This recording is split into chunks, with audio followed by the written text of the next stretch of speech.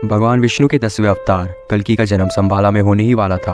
उसके कुछ दिन पहले ही व्यास जी और परशुराम जी ने एक जादुई गोले के जरिए सभी चिरंजीवियों को संदेश और निमंत्रण भेज दिया था। अंजनी पुत्र हनुमान जी इस पृथ्वी पर लगभग 9 लाख वर्षों से जीवित हैं। माता सीता और भगवान श्री राम की सेवा और धर्म की रक्षा के कारण उन्हें माता सीता द्वारा अमरता का वरदान मिला था।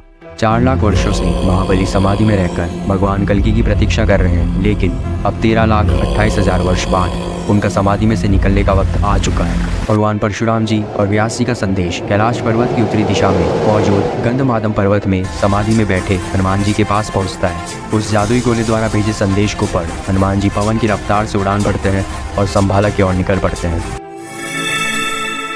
अब हम देखते हैं संदेश को लंका की ओर जाते हुए। यहाँ हम मिलते हैं लंकापति रावण के भाई विभीषण जी से, जो 8 चिरंजीवियों में से एक है। कहते हैं जब श्री राम जी देह त्याग करने वाले थे तब उन्होंने अपना महाविष्णु रूप धारण किया था और विभीषण जी को उनकी भक्ति और धर्म की रक्षा में महत्वपूर्ण भूमिका निभाने के कारण अमरता का वरदान दिया था।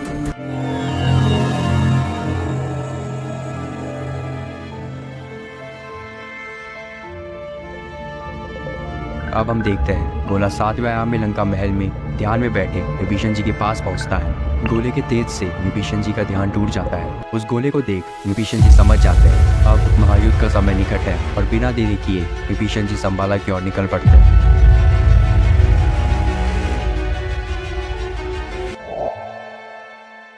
तीसरे संदेश द्वारा हम मिलते हैं कौरवों और पांडवों के गुरु और अश्वत्थामा जी के मामा महावीर कृपाचार्य जी से। पुराणों के अनुसार महाभारत के भयानक युद्ध में कौरवों की तरफ से लड़ते हुए भी कृपाचार्य जी दुर्योधन को अंत तक समझाते रहे कि वह पांडवों के साथ संधि कर ले। इस स्थिरता के कारण उन्हें श्री कृष्ण द्वारा चिरंजीवी होने का वरदान मिला। संदेश रूपी जादुई गोला ठीक कृपाचार्य जी के सामने जाके चमकने लगता है। उस गोले में लिखे संदेश को देख कृपाचार्य जी संभाला की ओर रवाना हो जाते हैं।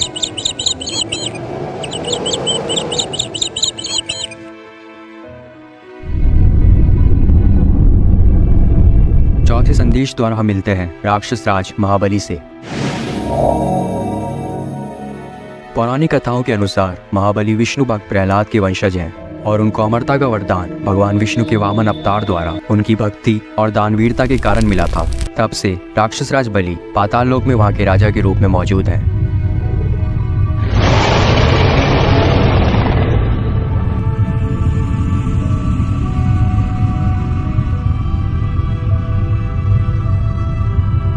अब हम देखते हैं संदेश पाताल लोक में सीधा महाबली के सामने जाके चमकने लगता है। संदेश की जांच करने के बाद उन्हें भगवान परशुराम जी द्वारा संभाला आने का आदेश मिलता है।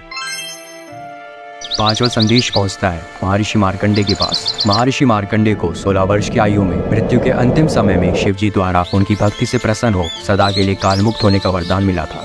संदेश उत्तराखंड की एक पवित्र घाटी में पहुंचता है।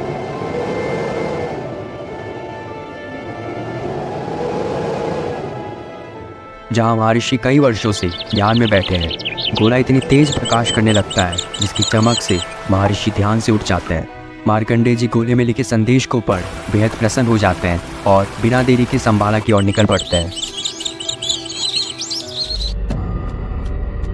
आखिरी संदेश जाता है अंधेरे जंगलों की गहराई में, जहाँ महाभारत का समय आज भी मौजूद है। ये योद्धा अमर है वरदान से नहीं, बल्कि अमर है श्राप से। मिलिए द्रोणाचार्य पुत्र अश्वत्थामा जी से। महाभारत युद्ध के दौरान जब इनके पिता गुरु द्रोणाचार्य जी का वध छल से किया गया तो इन्होंने क्रोध में आकर के उत्तरा की गर्भ में पल रहे अभिमन्यु के पुत्र परीक्षित पे ब्रह्मास्त्र चलाकर पांडवों का वंश खत्म करने की कोशिश की। ये देख भगवान कृष्ण ने क्रोध में आकर के अश्वत्थामा जी को श्राप दे डाला कि तुम कलयुग के अंत तक पृथ्वी पर भटकते रहोगे, और उनके सिर पर मौजूद मणि भी छीन ली गई। तब से लेकर आज तक अश्वत्थामा अपने श्राप का फल चोटिल अवस्था में ही धो रहे हैं।